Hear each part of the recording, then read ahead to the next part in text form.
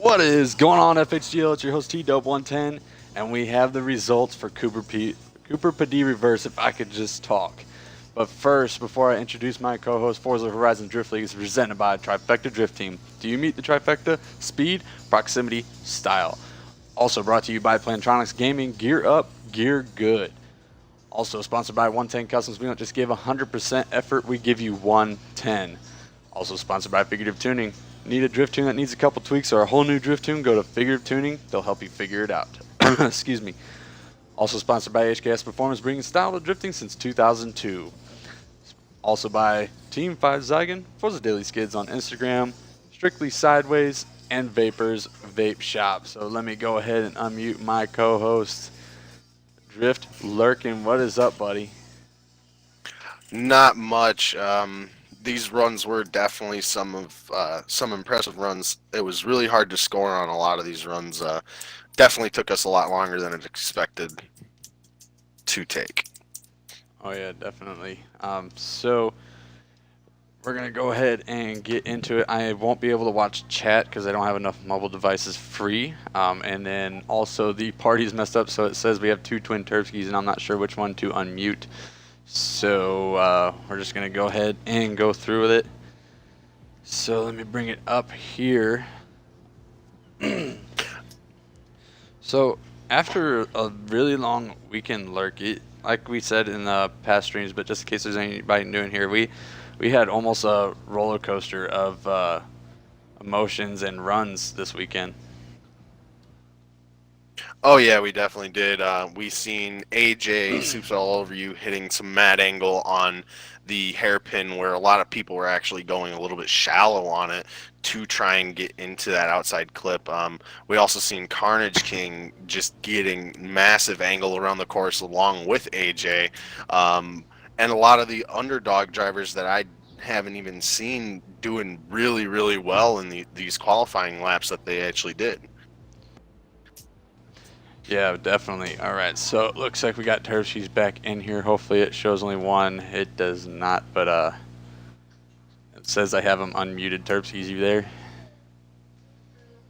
All right, there we go. Now I got the right one unmuted. So the way we do it is we usually go from the bottom and work our way up. So I guess we'll go ahead and get underway. One moment, guys.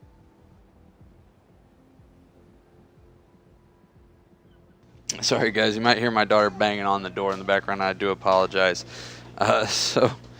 Real quick, at the bottom, coming in at 29th, that means we did not have 32 car field, which means we do not have the 32 car field streak.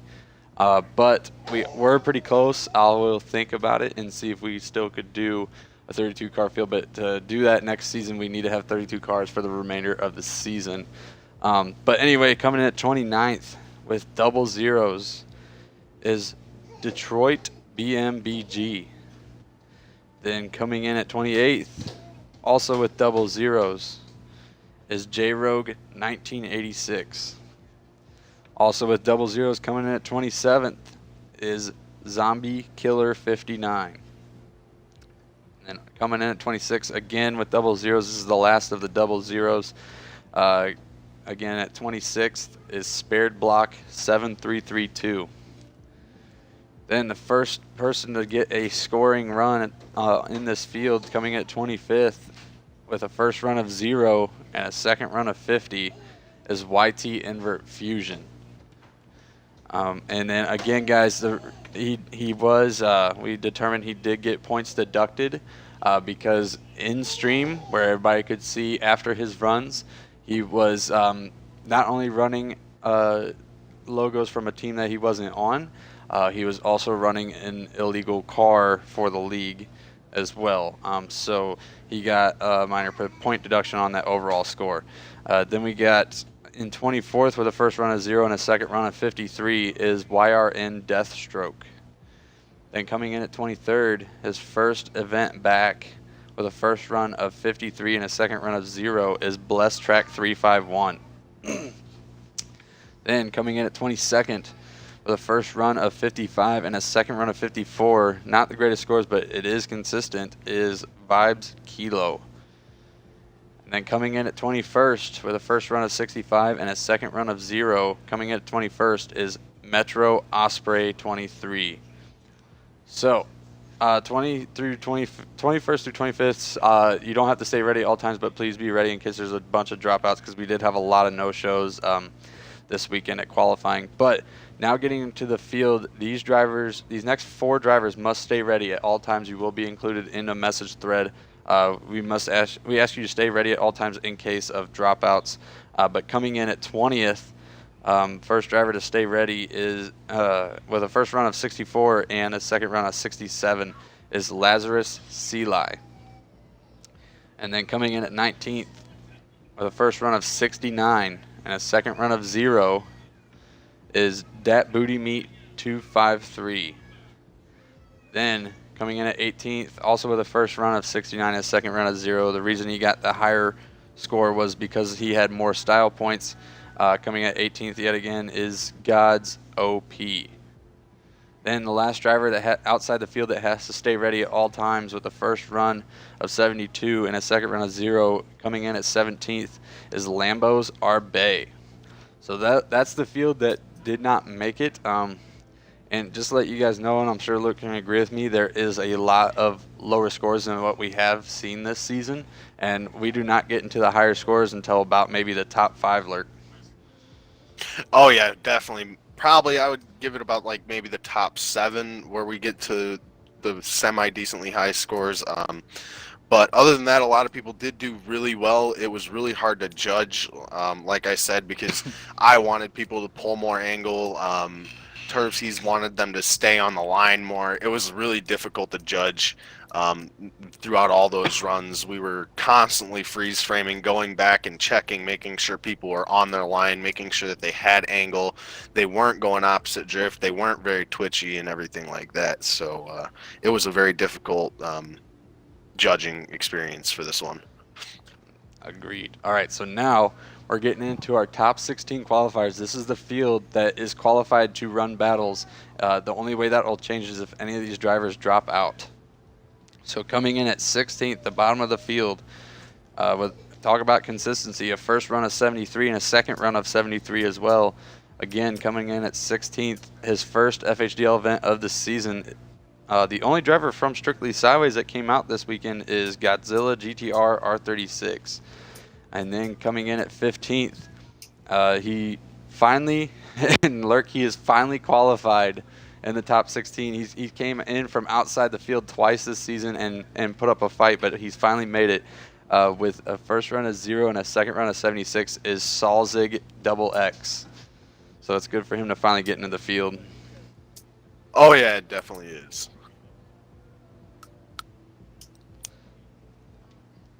Yeah, 1 second, Terpskis, but what were you gonna say, Lurk? Definitely was surprised that he didn't get 2 scores for his runs. But me and Terpskis came to a conclusion that the 1 run was a 0 because of the aspect of just a hard call on whether or not he dropped 3 tires or not. And it could have changed the whole decision making on whether or not he would have been higher up in the placements, but at least he made it into the bracket list for battles this event. That is correct. So hold on, let me.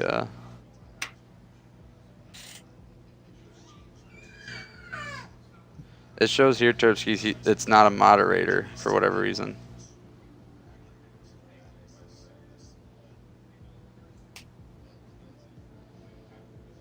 Okay, I'll try to fix that here in a minute. We need to get going with this. So, going on with the scoring, number 14th with a first run of 73 and a second run of 76. Yet again, another person being consistent. The only supercar in the field, and I was surprised on how well he slid with it. His second event in FHDL, and he qualified, is Stance Cloud 3 from the Trifecta Drift Team Prospect Program. Lurk. Oh yeah, definitely. When I seen that car coming out, I was second guessing, and I was like, I hope he's able to do this. And then once he started his runs, he blew my mind with how he got that thing so sideways, kept it under control, and wasn't really twitchy with his transitions. It all just came down to tire drops and the line pretty much for that decision making on points wise for him.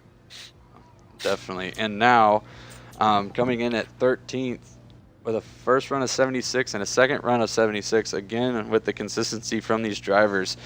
Don't count him out, because we've seen how he did last weekend at Hoonigan Hill. Is Batsick Tricky your last event's winner? So Lurk, him qualifying lower in the field, but don't count him out because he's definitely good at tandems. Oh, that is definitely for sure, and we did talk about this during qualifying. We did talk about this in qualifying. A lot of these guys are not good at doing their qualifying on solo, but when it comes to tandems, it flips a switch in their mind, and they just go crazy and get that angle that they need, and they get that proximity to overturn some of our decisions as judges when we're watching. Definitely. All right, so moving on to your number 12 qualifier. First run of 77 and a second run of 0. And ladies and gentlemen, he has finally qualified for an event this season. It is your defending champion, Exterior Guy 46. Lurk, it's finally good to see him getting in the field. Oh, definitely. Most definitely. He did make a pretty dominant performance on the course. He did keep it going sideways, and as his nickname, Mr. Clipping Points from last season, he did hit a lot of those clipping points, and that's how he did get so high up in points for this event. Exactly, and guys, this isn't even his best track that he performed at. One of his favorite tracks we're going to this season is Byron Bay West. That's 2 rounds from now, so look out for him later this season. And then coming in 11th with a first run of 76 and a second run of 77, yet again with that consistency.